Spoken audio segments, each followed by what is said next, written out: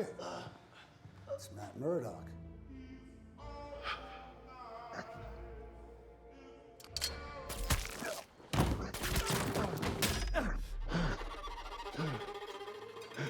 Alright, hello guys, welcome to my review of Daredevil Born Again Season 2, Episode 1. So it kind of starts off with Daredevil in his new suit, taking on these guys on like some shipping container place. Trying to stop a shipment from making it to dry land, which I guess probably Kingpin's army would have used. So this first section kind of redeems like some of the awful CGI we was seeing for Daredevil when we had such peak masterful choreography in the original show. I don't say like it fully reaches back like what that show had, but it at least does pretty good than what was getting in season 1 with the flipping CGI in Daredevil season 1 and She-Hulk. Like, bruh, they was ruining it in a bit. But they kind of, well, they definitely redeem themselves with the fight scenes in this. But yeah, at the beginning and at the end. But yeah, Daredevil just ends up nearly getting drowned again, just like he did in Defenders. But let's just say he recovers way faster. Yeah. I'm guessing this is like a few months after season 1 because there's some things that have happened off screen which we didn't really get to see, I guess. Like Matt's back with Karen. Karen's on the run. Daredevil's girlfriend is fully on Wilson Fisk's side at this point. She's having trauma of the person that tried to kill her. So yeah. It's kind of cool they're together and Karen's helping him. But it's kind of weird we don't really even see the people that joined Daredevil at the end of season 1. Like what happened to them?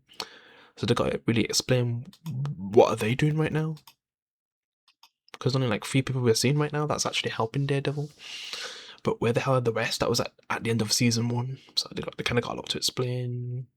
And then Matthew Lillard, he kind of joins the cast. No one takes him seriously. But I guess he's got powerful friends to, I guess, scare this guy. Like, I don't know if he's some kind of hacker or something, but it seems like he's got something that can help Muslim Fisk get what he wants, I guess. When having like a conversation with Vanessa Wilson Fisk all together, yeah, with Matthew Lillard's character. And then, the swordsman, is kind of like getting interrogated by Daredevil's girlfriend, or I should say ex-girlfriend, because since we see Karen and Matt Murdock kiss, I'm just guessing they're probably like exes, because maybe Matt was like, Jesus, what the hell happened to you? You're fully on Kingpin's side. I'm dumping your ass. I'm going back with Karen. I doubt it went like that, but yeah. But probably kind of, yeah. Probably seen her with the one people, so she was like, screw you. Then we see a bit of her, which I just don't really care much about this character. She's not a bad character, but she doesn't have any charisma or anything. She's nothing like Ben, nothing like Foggy, and that's kind of the issue of this show. And when I was watching this episode, when it's having a lot of dialogue, it's not really that interesting compared to the original series. Like, to be honest, I actually enjoyed the dialogue probably more than the actual action in the original show, and the action is probably like some of the best action we've seen in a TV show and in a superhero show. The choreography in flipping Daredevil season 1, 2, and 3 is amazing. So it was disgusting when we had to see CGI in She-Hulk and Born Again, and at least they're going back to actual choreography instead of CGI mixed with it. But yeah. But when it comes to the dialogue, it's not really as interesting as the original show. To make a comparison, it's like if someone made Breaking Bad without Vince Gilligan, like they wouldn't be able to like make the dialogue so interesting to the point where you're enjoying it more than like the big moments, because it's hard to really care about a show if you don't really care about the dialogue, and that's the issue with this show when it comes to literally side characters, because I don't care about them.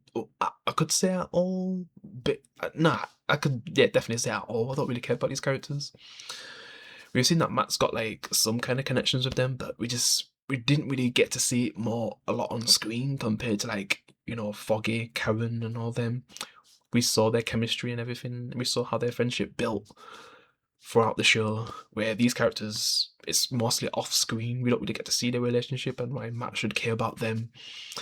So yeah, it's really hard to care when certain characters get in dialogue and scenes, because I don't really care that much about them. But she's kind of, I guess this was her old boss or something, and she's basically against her with what she's trying to do, like her case she's doing, trying to force her to stop it, but she doesn't want to.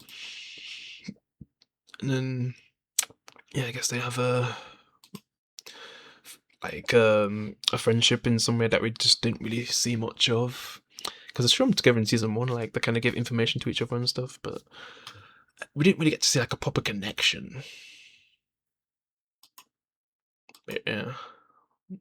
And then these little cringy scenes we see, but this was kind of funny because it kind of reminded me of flipping Mr. Warbot. Yeah, because there was always fun scenes, and the way how they mentioned Ben, how basically everything that he did was kind of for nothing because Wilson Fisk is still in power, but he's not just in power; he's literally flipping in charge of the whole town, which is just crazy. It got to that point when he was in jail multiple times, and then we find out that she's working with Karen, so she's just playing Tony Soprano's son. I'll just say that. I think that's what I said in season 1 anyway, but yeah. And I guess Muslim Fist people like kind of barged in here and hit her and stuff, and took the guy they wanted and interrogated him, the one who escaped from the ship in the beginning, I guess, when Daredevil raided it. And yeah, he's getting tortured, but he doesn't really talk, so the Wesley clone just, I guess, kills him. Yeah. And then like I said, like they're kind of discussing business and how he can help them to get something over, which isn't easy, but he'll, I guess, have a way, but then he'll have to get rid of the people after it's got over. And then, they're just talking about working together and stuff, trying to get the information that she needs. I'm surprised Matt didn't really do that, though, with his ex-girlfriend. Just seemed like he wants to be with her, but not really. But, yeah, that might have been a bit too much. I already hate her, so having to see Matt pretend to like her and stuff, no, that'd be a bit too much. But yeah, I just really don't like her character, and I guess she has PTSD and stuff, but she's not Jessica Jones, so I really don't care about her character. She's shit. I just don't know if she'll get a chance to redeem herself. Like, the only way I'd care about a character I fully hate in the show, like Daredevil's ex-girlfriend, she'd have to do something to help the good guys or save someone's life. Like, say if Jessica Jones got captured or if she helped Swordsman escape. That's the only way I'd maybe start to like a redemption arc, I guess. Because right now, she's my most hated character, and you've got characters that are obviously way worse than her, but she's blindingly following the bad guys, so that just makes me my least favorite character. Yeah. Yeah. And then he ends up getting attacked. Daredevil's friend. He's then having a heart attack, but Daredevil's able to protect him, kicks their asses. And then I think when Matt somehow loses, he gets saved by Bullseye. Like he kills him, I guess. But yeah, because I guess Daredevil lost his fight, and yeah, it's basically finished. I just wonder why Bullseye would want to help. Maybe he just felt like he was getting played, and it kind of put him in a situation that he wish he wasn't in. But it'd be weird to see Bullseye and Daredevil working together. That'd be too weird to see. I don't want to see that. If it's like a brief, just because they're both getting hunted, okay, but not when they're starting like to work fully together. I'd rather, like I said, see Wilson. No, sorry, I'd rather see Punisher and Daredevil working together again, or actually reassemble their defenders, bring back Iron Fist and Luke Cage. But I don't know if we're gonna see anything like that anytime soon. Maybe sometime after the multiverse saga's fully over and we get a season 3, even though things will be a bit different. Yeah. But yeah, that's pretty much it. That's all I got to say. If I was going to rate this episode, 7 out of 10, could have been better. It's because I'm also comparing it to the original series, which was just perfect. So it's just got a tough act to follow, and it's kind of hard to rewatch these seasons. I mean, season 2 of Daredevil, the original show, was probably like the weakest out of the 3 seasons of the original Netflix show. But man, I'd rather watch the first peak 4 episodes of season 2 of Daredevil than watch any probably so far of these episodes again from Daredevil Born Again. Even though the final episode of season 1 was very good. Episode 1 of season 1 was very good. A lot of the episodes, it'd be hard to want to watch them again. Because, like I said, when Daredevil Born Again does dialogue, it's mostly not that interesting, where the original show did it, and I was fully engaged, like the court trials and everything. Like just I was fully immersed into the world. They did it so well, and they had more interesting, charismatic characters like Foggy and stuff. So and Ben, we don't really have any of those kind of characters. The men are just bland, boring.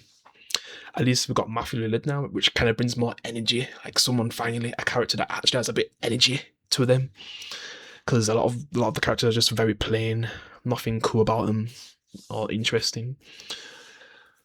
Obviously, we care about the OGs, but when it comes to these new characters, they're not really that interesting.